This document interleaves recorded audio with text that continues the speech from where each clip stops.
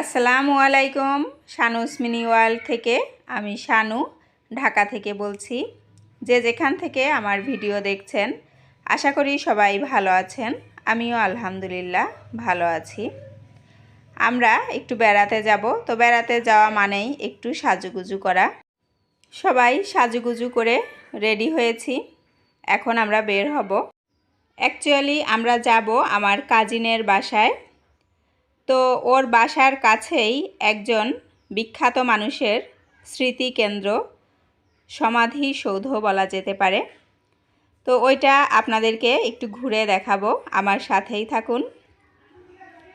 আর যারা ভিডিও দেখা শুরু করেছেন একটা লাইক দিতে ভুলবেন না প্লিজ। একটা লাইক দিয়ে ভিডিওটি কন্টিনিউ করুন। তো আমরা সবাই অটোতে উঠে গিয়েছি। এরপরে আমরা চলে এসেছি, খুব একটা দূরে না, হয়তো 7-8 কিলো মতো দূরে আমাদের বাড়ি থেকে। তো কাজিনের বাসায় আসার পরে আমরা নাস্তা করেছি, সব গল্প গুজব করেছি। এখন ওরা বলছে ছাদে যাবে, ছাদে যেয়ে ওরা একটু ফটোশ্যুট করবে আর কি, ফটো সেশন হবে ওদের।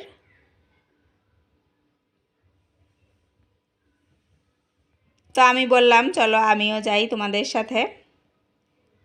ওরা একবার ছাদে উঠছে আর নামছে, মানে সব বাচ্চারা একসাথে হয়েছে যেহেতু ওরাও খুব মজায় আছে, ওদের ফটো সেশন চলছে। আর আমি একটু আপনাদের চারপাশটা ঘুরে দেখাই। আসলে গ্রামে আসলে খুবই ভালো লাগে, চারিদিকে এরকম গাছপালা, সবুজ আর সবুজ, নিরিবিলি একটা পরিবেশ। খুবই ভালো লাগে গ্রামের এই দৃশ্যগুলো দেখতে, তাই আপনাদেরকেও একটু দেখিয়ে দিচ্ছি। রিয়েল দেখতে ভালো লাগে আর মোবাইলে দেখতেও কিন্তু খুব ভালো লাগে।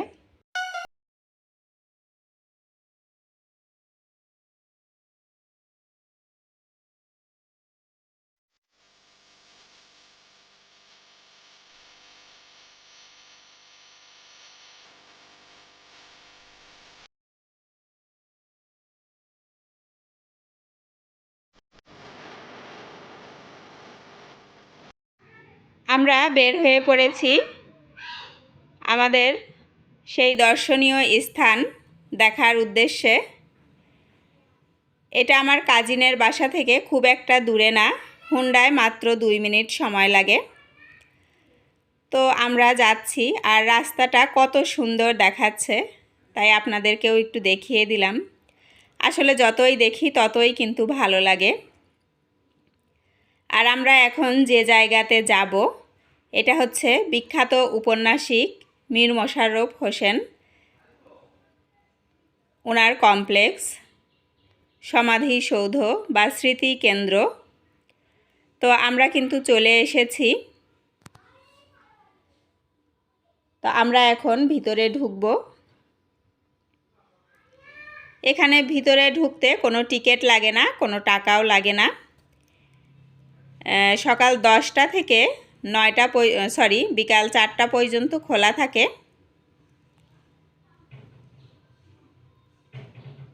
এর মধ্যে এসে আপনারা এখানে ঘুরে যেতে পারেন।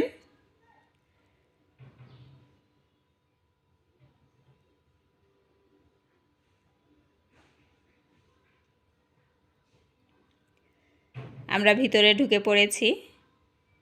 ভিতরের পরিবেশটা খুবই সুন্দর, পরিষ্কার পরিচ্ছন্ন, সুন্দর গাছপালা দিয়ে ভরা। খুবই ভালো লাগে আসলে, একদম গ্রামের মধ্যে এরকম একটা জায়গা খুবই ভালো লাগে। আর মীর মশাররফ হোসেন যেহেতু একজন বিখ্যাত মানুষ ছিলেন, তিনি উপন্যাসিক, তারপরে নাট্যকার, নাটক লিখেছেন, অনেক প্রবন্ধও লিখেছেন। আমরা কিন্তু পাঠ্য বইয়ে ওনার প্রবন্ধ পেয়েছি, ওনার গল্প আমরা পড়েছি। আমরা ভিতরের দিকে চলে এসেছি। আমি এর আগেও একবার এসেছি, তো এইবার যখন একদমই কাছে আসলাম তো ভাবলাম আপনাদের সাথেও একটু শেয়ার করি, এই জন্যই এসেছি। আমরা এসেছি একদমই বন্ধ হয়ে যাওয়ার মুহূর্তে, 10 মিনিট আগে এসেছি। তো ওরা যেহেতু এলাকার, ওদেরকে চেনে, যার কারণে ঢুকতে দিয়েছে। এটা হচ্ছে সমাধিসৌধের মেইন গেট আর কি। আর এইখানে লাইব্রেরি আছে, সংগ্রহশালা। উনি যেসব বই লিখেছেন সেগুলো এখানে আছে। তো এখানে এসে কেউ ইচ্ছা করলে বই কিন্তু কিনে নিতে পারেন। এখানে লাইব্রেরি আছে, বসে পড়াও যেতে পারে, আবার ইচ্ছা করলে কিনতেও পারেন।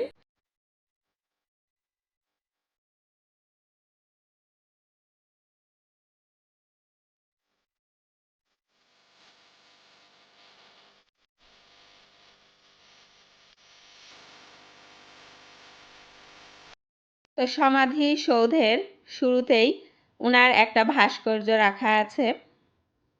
এখানে আমার বাচ্চাটা ভাস্কর্য দেখে ভয় পাচ্ছিল, বলছিল যে যদি কথা বলে, ছোট মানুষ তো এই জন্য ও একটু ভয় পেয়ে গিয়েছে।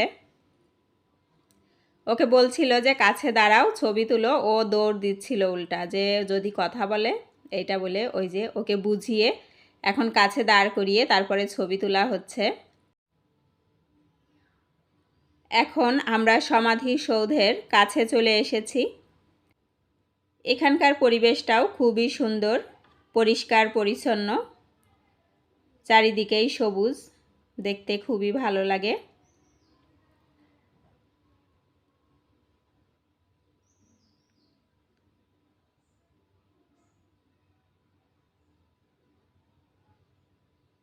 এখানে সমাধিসৌধের শুরুতেই মীর মশাররফ হোসেনের ওয়াইফের কবর।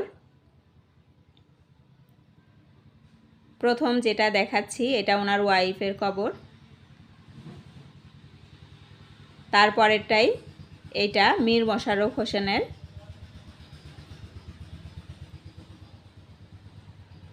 এখানে সাইনবোর্ড দেয়া আছে। আর এর পরেরটা হচ্ছে মীর মশাররফ হোসেনের ভাইয়ের ওয়াইফ। আর এটা হচ্ছে মীর মশাররফ হোসেনের ভাইয়ের কবর। এই 4টা কবর এখানে।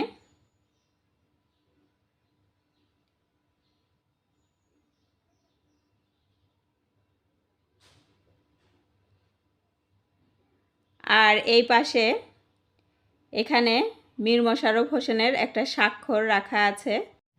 যেহেতু এটা ওনার স্মৃতি কেন্দ্র, তো ওনার স্বাক্ষর তো এখানে রাখতেই হবে, যেহেতু উনি একজন বিখ্যাত মানুষ ছিলেন, এই জন্যই হয়তো এটা রাখা। আর এখানে ওনার বিশেষ কিছু উক্তিও রাখা আছে। এখানের রুমগুলোতে কোনোটা পরিচালকের রুম, আর এখানে যারা হয়তো দেখাশোনা করেন এদের রুমগুলোও আছে, যারা এখানে চাকরি করেন।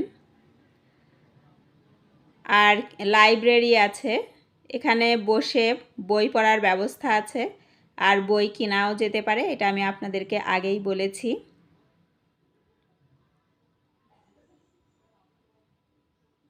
তো আপনাদের দেখিয়ে দেই, এটা সহ পরিচালক ওনার রুম। আমরা এসেছি একদমই 4টা বাজার 10 মিনিট আগে, বন্ধ হয়ে যাওয়ার মতো অবস্থা, যার কারণে সব কিছুই এখন লক করা। তারপরে ওনারা জিজ্ঞেস করেছিল যে আপনারা কি বই কিনবেন, যদি আমরা কিনতে চাইতাম তাহলে হয়তো খুলে দিত। তো বললাম যে না, এই জন্য এটা বন্ধ আছে। তো ওনাদের আর বিরক্ত করিনি, যেহেতু বই নিব না ছুটির মুহূর্তে, তো ওনাদের আর বলিনি যে লাইব্রেরিটা একটু খুলে দেখান, তাই আপনাদেরকে আর দেখাতে পারলাম না, বাইরে থেকেই দেখিয়ে দিলাম।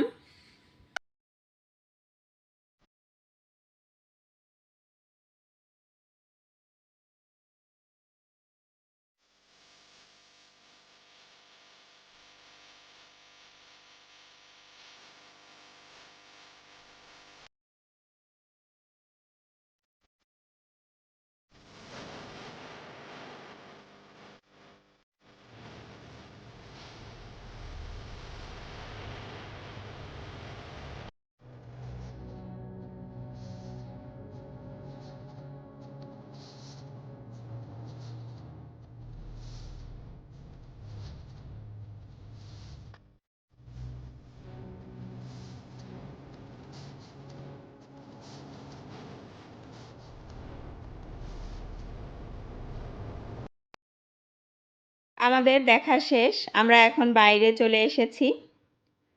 এখানে সাইনবোর্ডে এখানে কি কি আছে তাই লেখা আছে। কি বারে বন্ধ, কয়টা থেকে খোলা, এগুলোই মূলত লেখা।